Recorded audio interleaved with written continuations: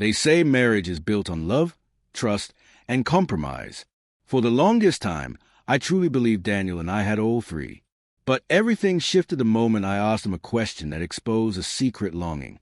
What followed turned our entire world upside down. My name is Megan, and I've been married to Daniel for 8 years. We met in our 20s, created a life together, and became the kind of couple others admired, what some might even call relationship goals. Our friends envied the connection we had. My mother adored him. We laughed often, explored the world side by side, and shared nearly every part of our lives. Almost every part. Lately, though, something had changed, not in a way that would catch most people's attention. There wasn't a fight, no betrayal. But I could feel it, a subtle but undeniable shift. The spark that once lit up our days had dimmed.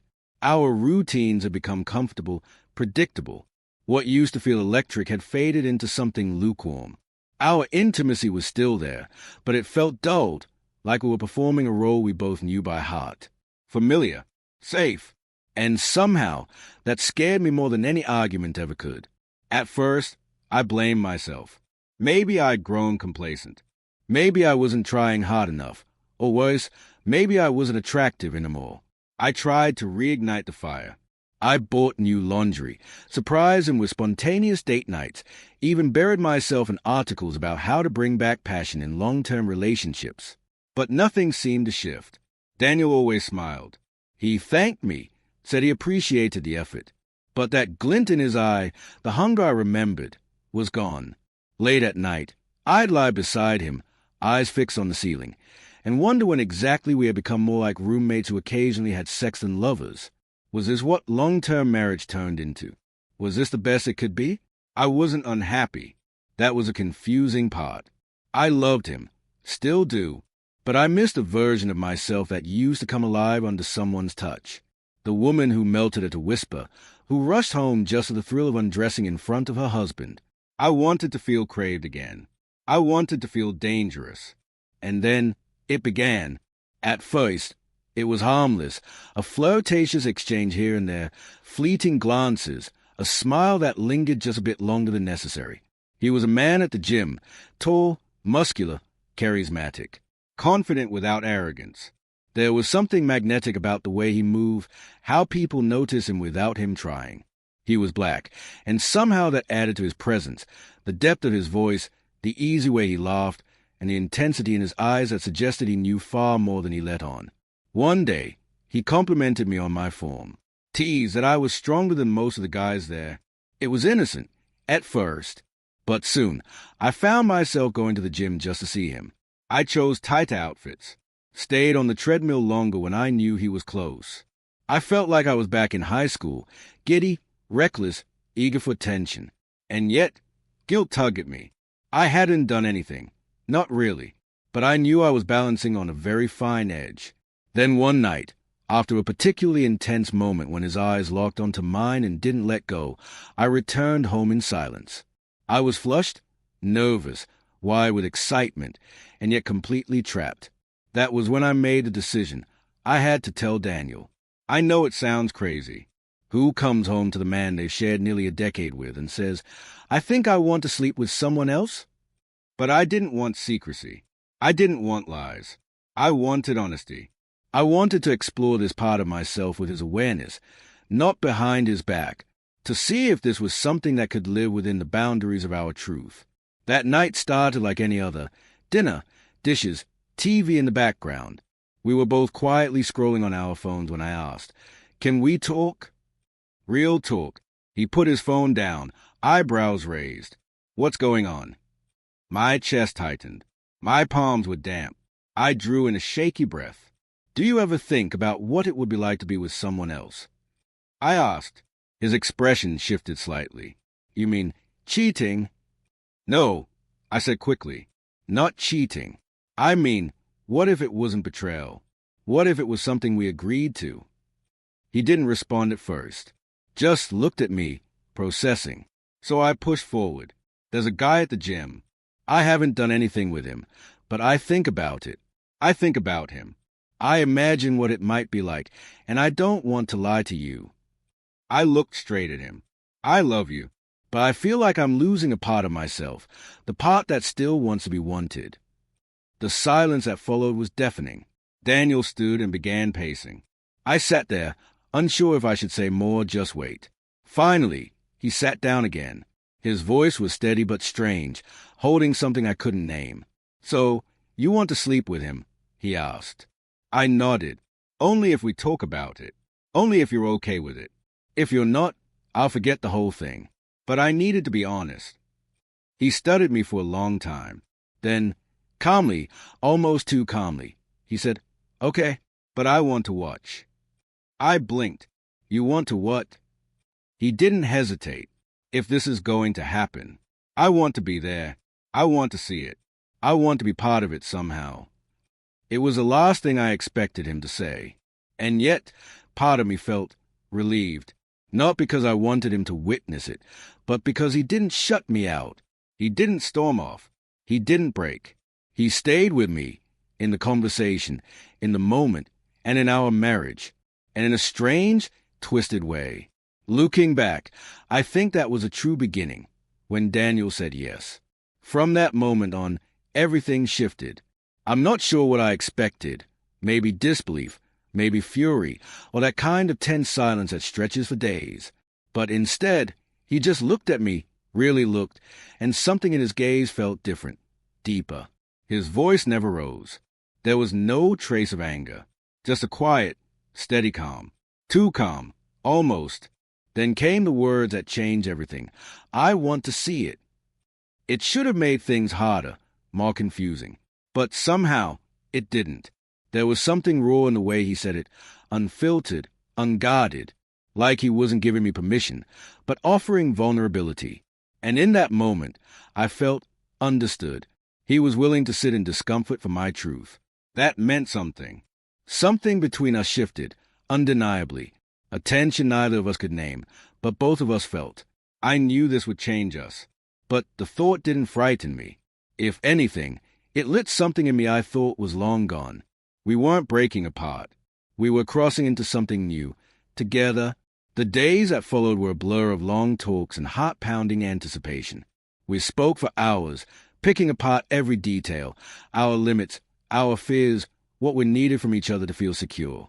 We built boundaries not to cage each other in, but to make space for trust to grow. Daniel asked about the man from the gym, what it was that drew me to him, how he made me feel, how far I wanted to go. At first, I hesitated, but I didn't hide. I answered every question honestly. I owed him that. I wanted this to be transparent. If nothing else, real. Even when we weren't talking, I couldn't stop thinking about it, about that night, about him, about what it would mean to follow through. There were moments when guilt crept in, but it was drowned out by something stronger, the feeling that this wasn't something I was doing to Daniel. It was something we were stepping into together. This wasn't infidelity. It was a bold experiment in trust, desire, and possibility. And somewhere in that space, I felt free. The night it was all set to unfold, I was an absolute mess of nerves. Daniel, on the other hand, seemed oddly composed, as if he had already made peace with whatever came next. I stood in front of the mirror, adjusting the black dress I'd chosen. It hugged me in all the right places, sexy, but subtle. I knew how to toe that line, confident, alluring, not too obvious. When the doorbell rang, my heart stumbled in my chest. I could feel Daniel behind me, his gaze heavy and watchful, not with suspicion, but with something deeper. Curiosity, anticipation, maybe even pride. I opened the door, and there he was, the man from the gym. His smile was cool and effortless, like he already knew the effect he had on women. On me, it felt surreal, having him there, in our space. I thought I'd feel guilt, shame, something heavy, but I didn't. Instead, I felt a rush, of power, of excitement.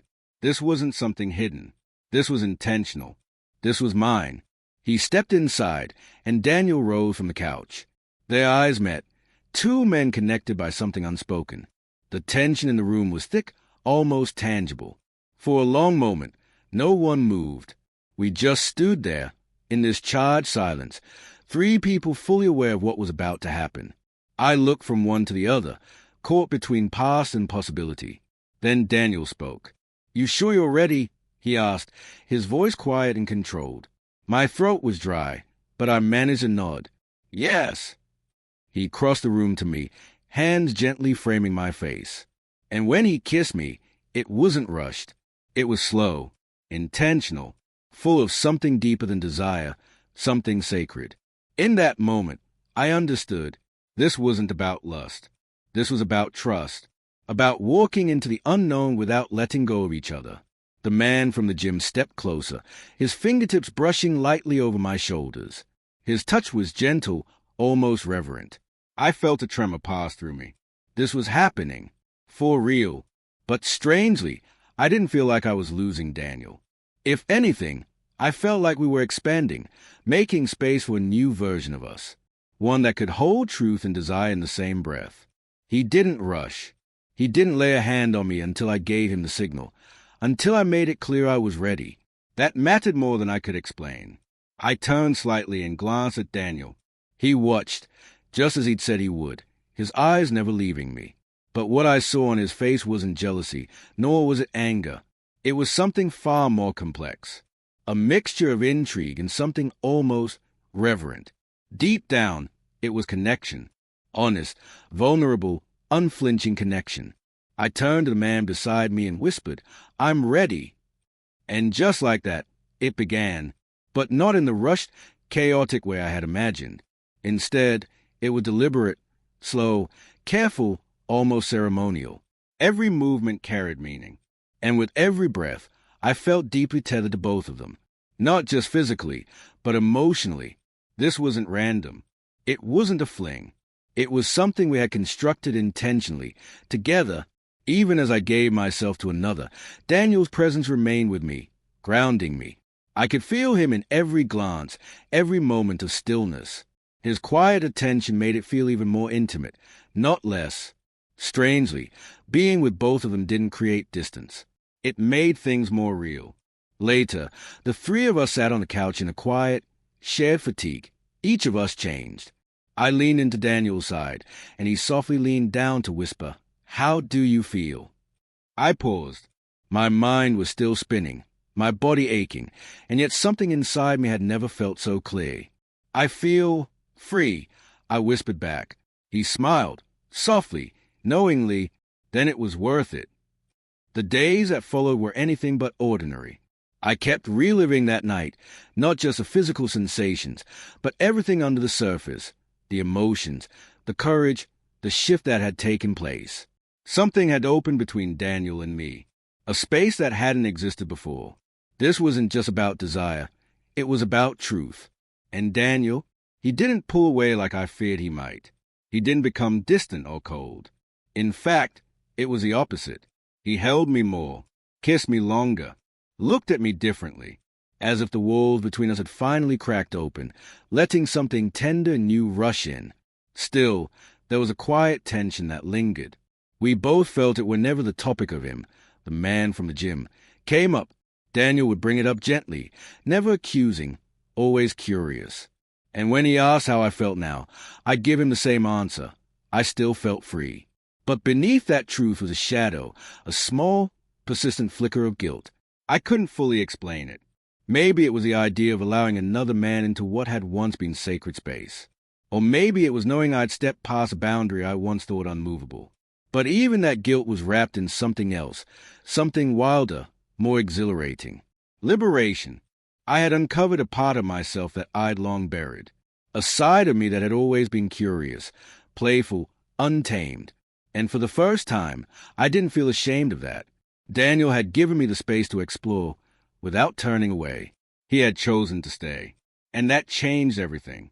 But I could tell he was processing, too. I saw it in the way he looked at me, soft, searching, as if he was still discovering who I was now, as if part of him was being redefined right alongside me. And maybe that was the point. This experience wasn't just about me. It was about us, what we had dared to confront together, what we were learning to hold. We'd stepped into the unknown and come out the other side still reaching for each other. Our conversations after that night were raw, honest, unfiltered in a way they had never been before. We talked about our fears, our wants, our limits. There was nothing to hide in them all. No pretending, no shrinking. And the more we talked, the more I understood something I hadn't seen clearly at first. Daniel didn't agree to this for my sake alone. He said yes because he believed in us. Because deep down, he trusted himself. That was more powerful than anything he could have said in words. He'd watched me that night, not with suspicion, but with wonder, as if he was learning something new about who I was. But I was learning too. I was seeing him through a different lens. And in those quiet talks, curled up in our shared bed, I began to understand just how much we had grown, not just as partners, but as individuals. The tension never fully disappeared, but I stopped seeing it as a threat. It became a sign of something alive between us, an unspoken truth that we had dared to face what most couples wouldn't even name. We didn't bring it up every day. As time passed, the night with a man from the gym settled into the background of our lives. A memory, a marker, not an obsession. Every now and then, Daniel would revisit it, gently, checking in, asking how I felt, if anything had changed. And each time, I told him the truth. That night hadn't fractured us. It had transformed us. We didn't chase new experiences after that, but we didn't lock the door on them, either. We talked about possibilities, about curiosity, about what felt right. And one night, Daniel admitted he sometimes wondered what it would be like again, to watch, to witness, to share, only if I wanted it, only if I felt safe. And in that moment, I realized something profound. We had created something stronger than what we'd started with. Something rooted not in comfort or tradition, but in radical trust. We weren't the same people we'd been before that night, but we still loved each other, deeply, fiercely, maybe more than ever. That one night hadn't become the center of our story, but it had changed the shape of it. It had revealed something bold and beautiful about who we could be. It had shown us that love, real love, doesn't always follow the rules. Sometimes it creates its own,